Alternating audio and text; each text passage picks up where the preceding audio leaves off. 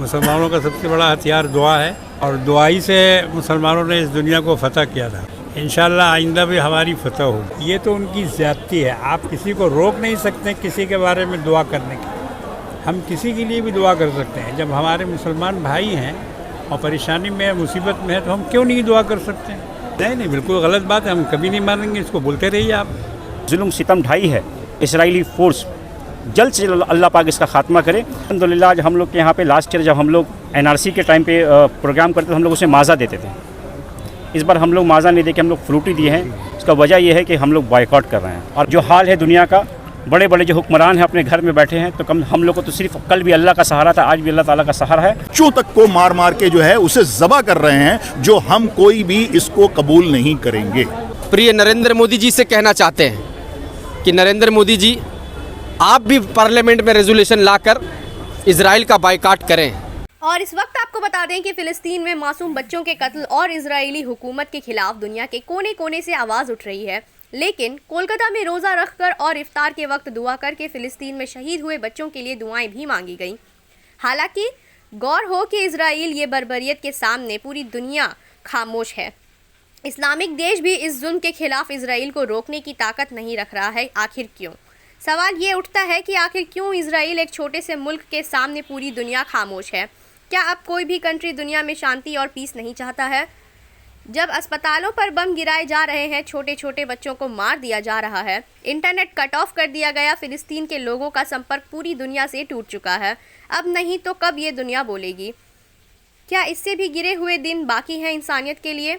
इन्हीं सब को देखते हुए कोलकाता के ज़करिया स्ट्रीट में इरफान अली ताज और कारी फजलुर रहमान साहब के नेतृत्व में इफ्तार का एहतमाम किया गया, जहां इफ्तार के मौके पर हज़ारों की तादाद में लोग शामिल हुए। इस अवसर पर बड़ी तादाद में महिलाएं भी शामिल थीं। इमाम ईदैन कारी फजलुर रहमान साहब, कारी शफीक कासमी, वार्ड नंबर 43 के हर दिल अजीज़ इरफान अली ताज ने अल्लाह के रहमत की दुआएं मांगी और शहीद हुए बच्चों के लिए भी दुआएं की।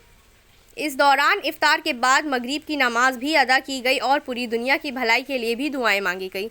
आइए सुनते हैं पूरी खबर। इस मौके पर यही कहेंगे कि अल्लाह ताला इस नेक अमल को कबूल फरमाए, आमीन।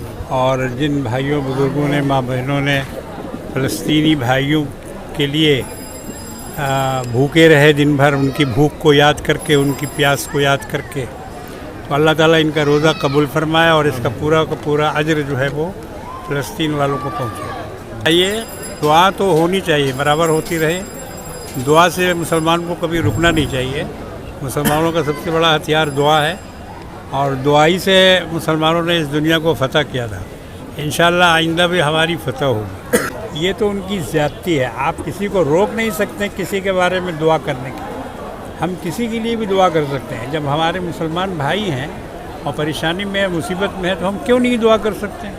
पुलिस के पास क्या इसका ये है, रीज़न है कि वो हमें मना करे कि आप फ़लस्तीन के लिए दुआ मत कीजिए? यानी आप इबादत, कोई गलत बात है, हम कभी नहीं मानेंगे, इसको बोलते रहिए आप। हम लोग ये सब एक सोच के लोग, हम लोग मंडे के रोज़ बैठे थे, फिर हम लोगों ने कारी साहब को फ़ोन किया, कारी साहब से बात की कि कारी साहब हम लोग एहतजाजी तौर पर हम लोग क्या कर सकते हैं।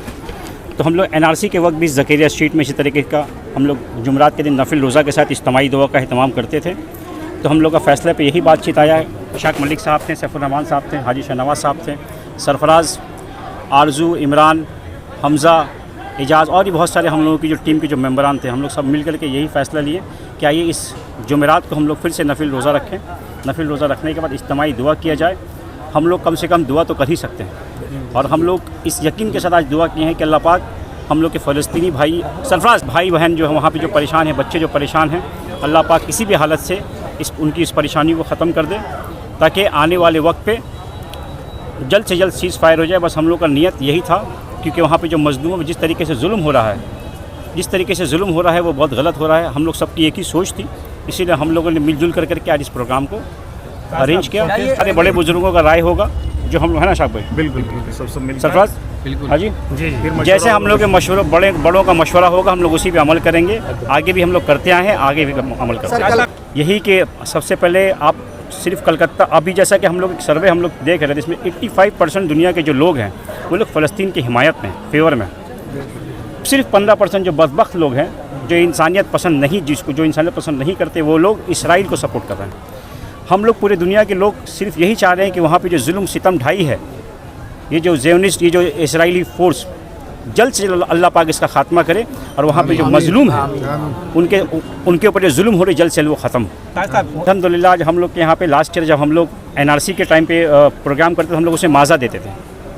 इस बार हम लोग माज़ा नहीं दे के हम लोग फ्रूटी दिए हैं। इसका वजह यह है कि हम लोग बॉयकॉट कर रहे हैं और हम लोग घर घर में हम लोग अपने घरों से जो भी इसराइली प्रोडक्ट सबको हम लोग दूर कर रहे हैं और इंशाअल्लाह इसका असर दिख रहा है। जो अभी बॉयकॉट नहीं दिख रहा है ऑलरेडी। आप देखिएगा हम लोग यहाँ पे हम लोगों ने इसका बैनर भी लगाया है और हम लोगों की जो मैसेज यहाँ से गई है वो यही है कि इसराइली प्रोडक्ट को हम लोग को बड़े ज़ोर शोर से उसको बाइकआउट करना है।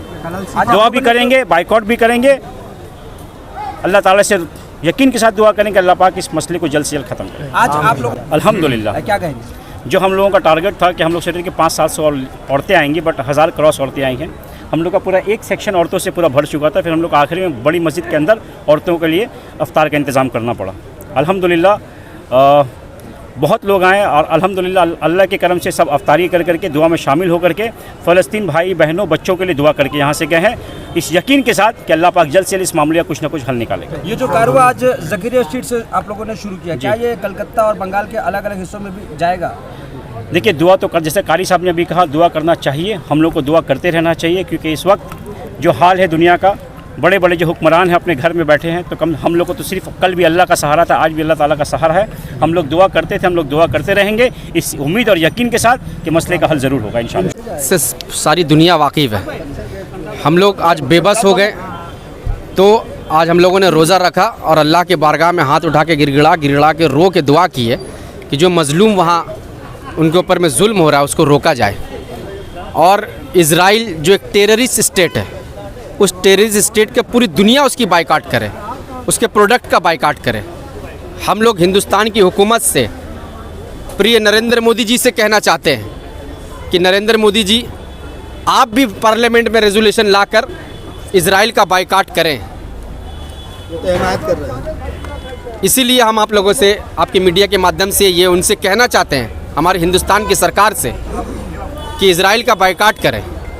और इससे पहले जो सरकार रही है हिंदुस्तान में, वो हमेशा से फ़लस्तीन की सपोर्ट में रही, चाहे वो जवाहरलाल नेहरू की सरकार हो या अटल बिहारी वाजपेयी की सरकार हो या मनमोहन सिंह की सरकार हो, हमेशा इज़राइल का उन्होंने विरोध किया, फ़लस्तीन के समर्थन किया। तो आज हम लोग जो ज़करिया स्ट्रीट में यहाँ जमा हुए हैं, सारे लोग हम लोग मिलकर हज़ारों के तादाद में महिलाएँ और बच्चे बूढ़े सब यहाँ आए, इसलिए कि हमारे सीने में उस फ़लस्तीन के मज़लूमों के लिए दर्द है। इसलिए हम लोग सारे लोग यहाँ जमा हुए हैं और आप लोगों को भी यहाँ दावत दिया गया कि आपके मीडिया के माध्यम से हमारी आवाज़ पूरे दुनिया तक फैल सके। आप हिंदुस्तानी हुकूमत से सरफराज आप हिंदुस्तानी हुकूमत से, देखिए अल-शिफा, ये आपने ये जाना होगा कि पूरे दुनिया में जो षड्यंत्र रचने के नाम पर मशहूर है वो यहूदी है।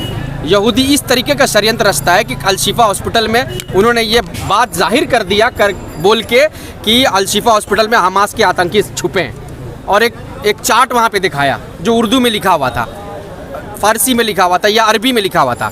उसमें इन लोगों ने कहा कि यह आतंकियों का नाम है और ये कहाँ कहाँ हमला करेंगे उसका ये ठिकाना दिया हुआ है। लेकिन आप जानते होंगे कि ज़ूबियर जो है, हमारे जो फैक्ट चेकर है, वो चेक करके वो जो लिस्ट था, वो लिस्ट में ये लिखा हुआ था कि इतवार, सोमवार, मंगल, बुध, जुमरात, जुमा कौन से डिपार्टमेंट में कौन सा डॉक्टर विजिट करेगा, ये चीज़ को वहाँ पर इजराइल की फ़ौज ने आतंकी हमास का वो ठिकाना बताया। हमास के नाम पे क्या फ़लस्तीन को बनाने की पूरी कोशिश? बिल्कुल, ये हमास उसकी पैदाइश है, फ़लस्तीन इजराइल का पैदाइश है।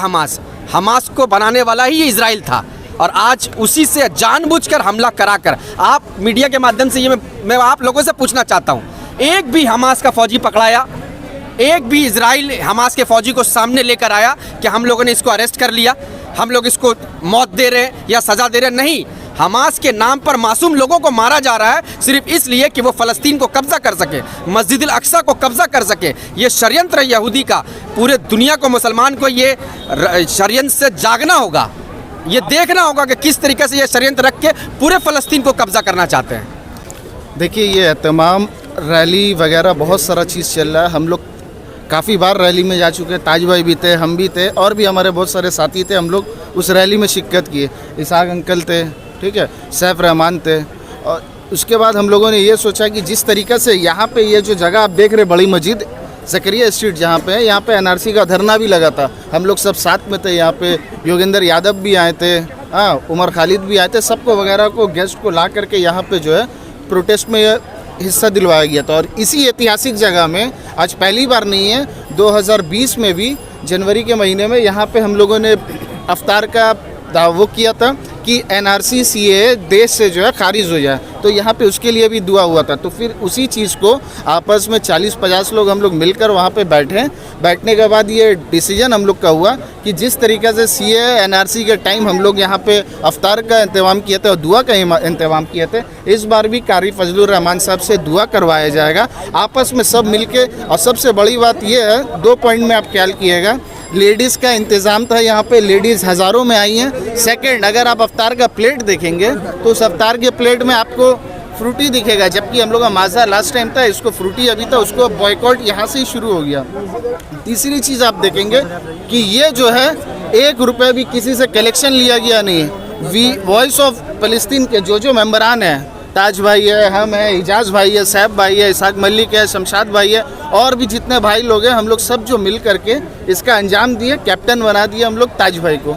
तो इस चीज़ में 1 रुपया किसी से नहीं लिया गया है। जलवा टोली, राजा बाज़ार, नारकुल डांगा, रिपन स्ट्रीट, कलकत्ता के कई जगह मटिया बुरुज जाकर इस चीज़ को प्रोग्राम को इनवाइट किया गया और पूरे शहर से, खिदिरपुर से लोग आए हैं, पार्क सर्कस से लोग आए हैं, नारकुल डांगा से लोग आए हैं, है ना, मैकलॉयड स्ट्रीट से लोग आए हैं, बहुत सारी जगह से लोग आए हैं, क्योंकि इस चीज़ का मैसेज ये है कि हम लोग का प्रोग्राम करके आपस में किया, 1 रुपये ना किसी से उठाया, ना कभी उठाएंगे इंशाल्लाह। देखिए दर्द तो सबके दिल में है, वहाँ पे जो मर रही हैं हमारी माएँ, हमारी बहनें, वो बच्चे भी।